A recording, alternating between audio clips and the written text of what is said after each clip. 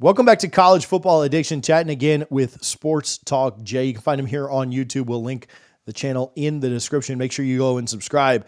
Jay, the playoffs are done. Obviously, season over. Were you a fan of your team got in, so remove that aspect of it. Were you a fan of the 12-team playoff? Did you like the expansion this year? Yeah, I liked a lot of the teams getting in. I thought that was more fun for everybody. I know we had some blowouts and stuff like that, which was disappointing. And we had a couple of teams that got special buys, which I didn't think was justified. But overall, I like the 12-team playoff. I think we're heading to a 14 or a 16 after this coming year. But I like having more teams in the mix like that. You know, I know not everybody does. The traditionalists don't, but I like having more teams in. Yeah, I thought there were pros and cons, like anything in life, right? I thought it was good. You saw a lot less opt-outs this year, and not just in the playoff. Like Shador Sanders, Travis Hunter, Cam Ward played a half, but like there were a lot less opt-outs in college football, which I thought was pretty cool. Jalen Milroe played, not especially well, but he played. I thought that was cool. And then obviously nobody's opting out of the playoff. There were cons a little bit. I did think that the hype around the national championship game, maybe it's because there wasn't an SEC team in it. Maybe it's because the season is just too long. They need to kind of compress it a little bit. But I did think that the hype around the national championship game was like, we got this amazing playoff, and the national championship game just kind of felt like, oh yeah, it's Monday night. So that was kind of weird to me. But overall, I would agree. I thought it was fun, and there's going to be blowouts. There's always been blowouts in the 4-team. There were blowouts in the national championship when it was 2 teams. I don't know if you watch the NFL. There were NFL blowouts this year in the playoffs. Like blowouts happen. 4-game sweeps happen in baseball, and we got a gentleman sweep in the World Series. So blowouts are going to happen. Yeah, I think not having the South represented probably hurt their viewership a little bit. And wasn't that like the night of the nomination, not the nomination, but The inauguration, yeah. inauguration. So that probably hurt their viewership a little bit too. Both of those things, because the South is so incredibly strong football wise. It's probably better when they have a Southern team and a Northern team for viewership. So I know a lot of people were down about that, but I think there was some things working against it there that probably weren't the 12-team playoff that caused it. Yeah, it would be. I talked about compressing it. They've talked about moving the start back, maybe overlapping it with the Army Navy game, or even if you just had other games at other times that weekend, just kind of moving it back, because playing it on the 20th of January feels. I mean, at that point, people have moved on to the NFL. They've moved on to hoops. Once your team's been out, like my team played their last game, on Thanksgiving, right, or 2 days after. People's teams have been out of it since November, right? And it's kind of like, well, now it's almost February and we're just now playing the championship. I think people have just kind of in their minds moved off. So if they could maybe take 7 days between games and not 10, maybe that makes it better. I don't know, but hopefully some tweaks will happen. What are your thoughts on all this stuff going down with the House settlement, NIL, paying players, Title IX going, are we going to pay men and women the same thing because of all of this? As crazy as we thought college football was maybe a year ago, it feels like it's about to get even crazier with the money aspect of the sport. Yeah, April 7th is a big day. Obviously, they'll probably get a settlement there, and the judge will probably okay it, I would think. I've said from day one, Title IX is not about to sit back and take table scraps. There's a 0% chance of that. Now, it depends on who's in the administration, all that. That's kind of changed recently. That'll probably play a role because I think it was the Department of Education chimed in on this, and they were like, "Oh no, it's not going to be like that." Although it wasn't, it was a group of interest or something that they put in their paperwork. So there's going to be a lot to discuss about Title IX. I don't know how in the crap they're going to work that out, because Title IX says split it down the middle, Yeah. whereas you're going to go all the money comes in because of primarily football. Let's just call it what it is. Yeah, basketball counts and baseball, but most of the money comes in because of football. So the settlement, whether the settlement's going to work out long term, I don't know. I've never seen anything so up in the air as it is right now. Yeah, it will be. I don't know if schools. I almost wonder if schools will even pay it. Right? Like, would you if you get your $20 million and you got $10 million to male sports, $10 million to female sports? because scholarships are about the same at every college. In fact, a lot of them have more female athletes to make sure. But say you did 10 million, 10 million. Football, like once you take away like track and field and baseball and swimming and diving and soccer and everything else, I mean, football is only getting what, 5 or 6 million of that 20 million. Like, I don't even know if schools, like, are you gonna, if you're a school, are you gonna like, I don't want to say throw away, but kind of just throw away that 14 million so that you can pay your football an extra 6? Like, I would think you just say, nah, let the collectives keep paying we just, if we got to pay everybody the same, the school, we just won't pay anybody anything, and we'll just have it all run through our collective still. That would be, to me, more palatable than having to, and I like female sport. Like I'm taking my daughter to a women's tennis match in 2 weeks. Like I like, but so I'm not trying to crap on them, but I think the school would rather say, listen, we're not going to throw away $14 million. We'll just pay the $6 million that we would have had to give football through the collectives. I really don't know. That's going to be incredibly tricky. A lot of these schools are going to have a tough time paying $20 million in NIL, not NIL, but in revenue sharing anyway, because they've spent the max. They spend they're professionals at spending every dollar that comes in.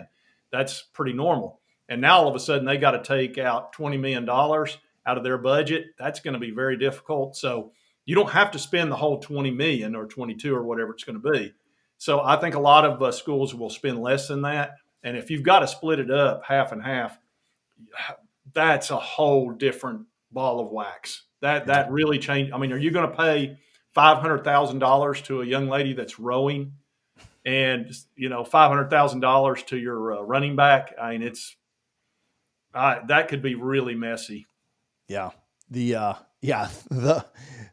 which all, the Big Ten does great in volleyball, but yeah, your volleyball setters making the same as Jeremiah Smith. I don't know if I don't know if I quite buy that Yeah. actually happens. Now, obviously the collectives can pay more, you can always go back to, I mean, no shots fired, but you can always go back to McDonald's bags if you need to too. Dude, the NIL, what they're going to do with that 7-person board that's going to decide whether it's true NIL or not. Oh my gosh, that's going to definitely wind up in court. I have Oh, no doubt of 100%. that.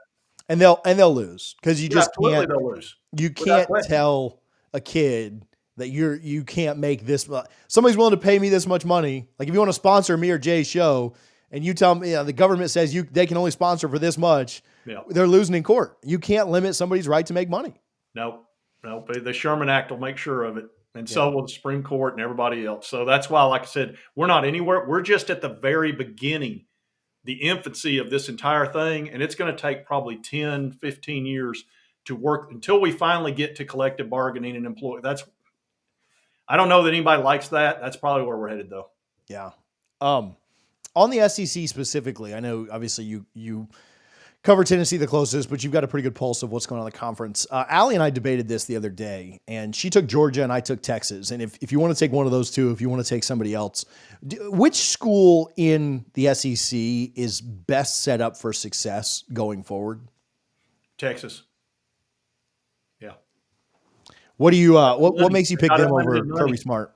What's that? What makes you pick them over Kirby Smart? Well, Georgia's great, and they've got the best recruiting base you can possibly hope for, and they've got the whole state to themselves other than Georgia Tech, which, really can't compete with them in recruiting. And they got a great coach. But Texas has unlimited money. They've got oil money, and those oil guys love football. And you saw it with the NIL this year. They were right there at the very top, right there with Oregon, and they could blow that out of the water if they want to at any time. Now, Georgia has plenty of money in Atlanta. There's a lot of money there, but it's going to be Texas has unlimited. Yeah. We heard about Ohio State spending $20 million, Miami, Oregon spending close to that, some schools being right around it.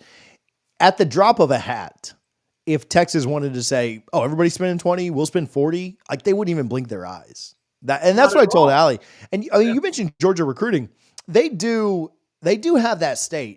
But Florida State recruits Southern Georgia really, really well. Clemson recruits West Georgia or East Georgia really, really well. I think Alabama and Auburn jump into Georgia some too. And I know Texas has A&M, but I think they have a little more. And the football in Texas is better than it is in Georgia. I mean, I think Georgia's really good. I think they're top 5 in the country. from a high school perspective. I think it's, Florida, Texas, California, and Georgia might be your best four states. Louisiana's up there. But I mean, I think the football's better in Texas, and I think they can out recruit anybody they want in Texas. I know A&M's there. I know Texas Tech has done some things here recently in the portal. I know SMU is there, but I think that Texas can. I mean, it's also the brand. It's the brand of Texas, right? If the money's the same, I think you're picking Sarkisian right now.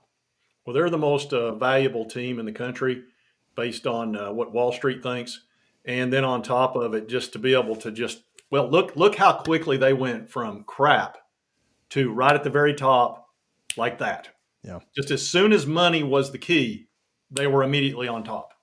So that's going to be the difficult part. Texas A&M can stay in there with them, but they've just spent 70 some odd $1 million to get Jimbo out of there. So I know that's probably going to crimp their style just a little bit because oil guys like to spend money, but they're not stupid either. So Yeah, they didn't. that's who I would pick, and that's either. If you're a Georgia fan, there's no reason to be dour over that. I mean, you're in great shape.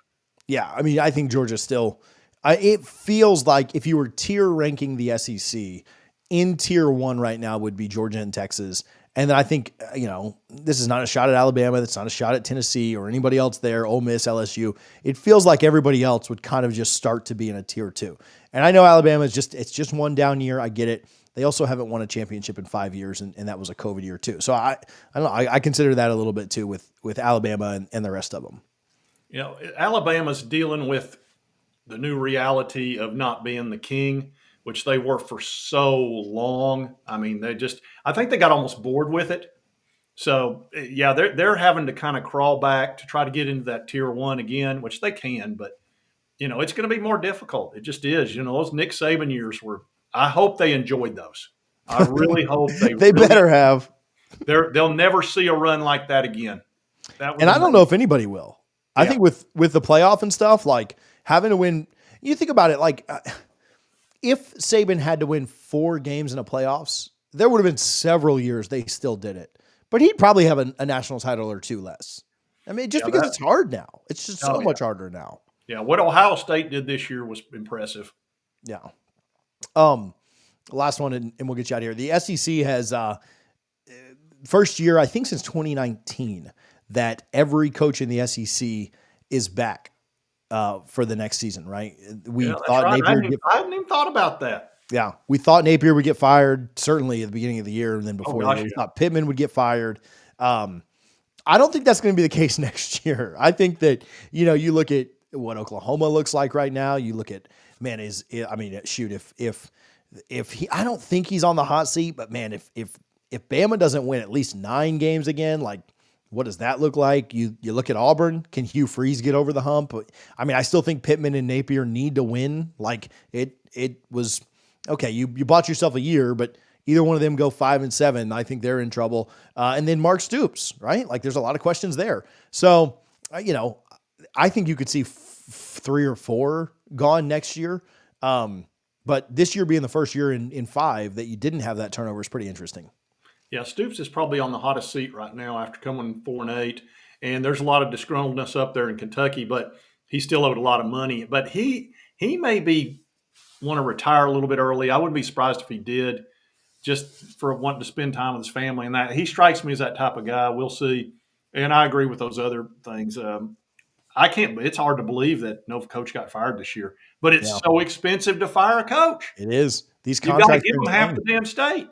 Dude, I mean, and look at what coordinators are making now. Like Jim Knoll. I mean, we just talked about Banks a minute ago. Yeah, look what coordinators are making.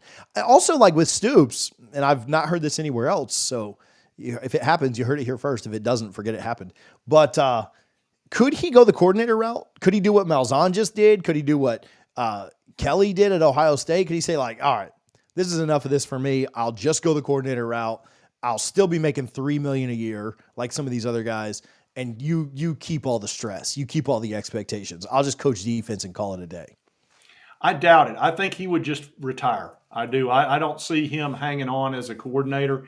He strikes me as the type that would retire early. I know his brother did. And there's health reasons too. Their father died on the field, I believe, from a heart attack. I hope I'm right about that. because somebody will get mad at me in the comments. But I believe that made the Stoops realize, you know what? Maybe we shouldn't push it. Yeah. Jay, tell me about for people. I know a lot of your fans will watch this, and so maybe not for them, but just tell me a little bit about your channel, like why how you got started, what you like to do. I know you cover Tennessee a lot too, but you do a lot of other stuff out of there too. But how did you get started in this? And tell me a little bit about your channel. I just like talking about sports, and I started out mainly talking about Tennessee. Actually, my first video for that was baseball. It might have gotten 80 views, something like that. And I just thought I would try it out, and before I, maybe do something else with it. But I started liking it, and I got a decent amount of feedback from it. And I just like to have fun with the video. You've seen mine. I put a lot of stuff in it that some people don't like. They're like, "Oh, you're not being serious." That's who I am. My personality is that video. That's exactly who I am. And I was always told when I started this, I said, be who you are exactly, and you'll stick with it. If you try to be something you're not, you're not going to want to do it for a long time. So that's just what it is. My personality, I just put it in there and I have fun with it. And I enjoy the videos. And that's primarily why I do it. If I was young, I would do it as for a living, and I would do it more for the money. But I've gotten old enough now to where I just do it for fun as much as anything. But I wish I had started earlier, because I think this is probably a really fun way to make a living. Yeah, it's fun. It's stressful. I'll say that, like in the low times. Yeah, But you got no, you don't have some big you don't have a contract. I mean, it's up to you. I mean, it's up yeah, to you, TJ, to make your money. yeah. Period. So yeah, it's a grind and it's a hustle, but it is fun. You're right. Like no, I love now that, and that's not my personality at all. Like I do like to have a good time, and on the on the Florida State channel we go a little more fan centric. But yeah, I love the clips and the cut ups and the funny. Or when you zoom in on yourself, it's not going to happen, or whatever you say. I love that, and people, I've had the same thing. Like people have said, like, well, why are you even talking about this? Why would you make it? Why would you do this? And I'm like, because I wanted to talk about it, because it's my channel. Like when you have a channel, Jay, or anybody else you do whatever you want. But I'm going to do what I want. And if people like that, great. If they don't, I'm okay with that. Like, not everybody's there's billions of people in this world. Not all of them are going to like me, but I'm going to do what I want, because otherwise it's just, who cares, right? I don't want to do what other people want. I want to do what I want. So Exactly. You wake up and you decide exactly the story that you're going to cover that day. And if it bombs, it bombs. If it does great, it does great. But as long as you enjoyed making the video and you think you did a good job, that's good enough. yeah, if it bombs, there's always tomorrow. And Yeah, I've had, exactly. man, it's funny too, because sometimes the ones you think are going to be, oh man, everybody's going to love this, they'll just fall flat on their face and they're terrible. And sometimes you just put no thought or effort into it at all, and it skyrockets up to tens of thousands and you're like, man, I got to do that again. Oh, yeah.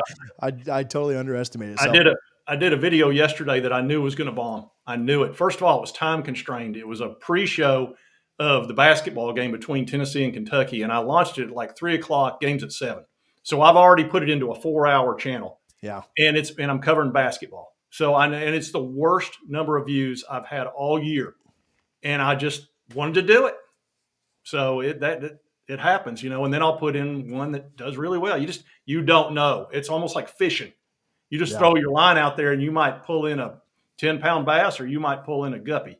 yeah. We did that. I did that one with Zach Smith, and you messaged me and you're like, hey, this has got X number of I views. And knew that was a home run, dude. I was like, no way. That didn't. No, we just talked for like 10 That was minutes about a it. And you were fantastic like, video. no, I that one's watched it killing and I it. told you, I said, that dude, you just knocked it out of the park. I Yeah. knew that was good. I'm good at knowing what other people are doing, if it's gonna really skyrocket. I'm not good at knowing what I'm gonna do. Yeah. Jay, I appreciate you, man, for hanging out. Sports Talk Jay on YouTube. Again, we'll link that in the description, buddy. Have a great night, man. All right, see you now.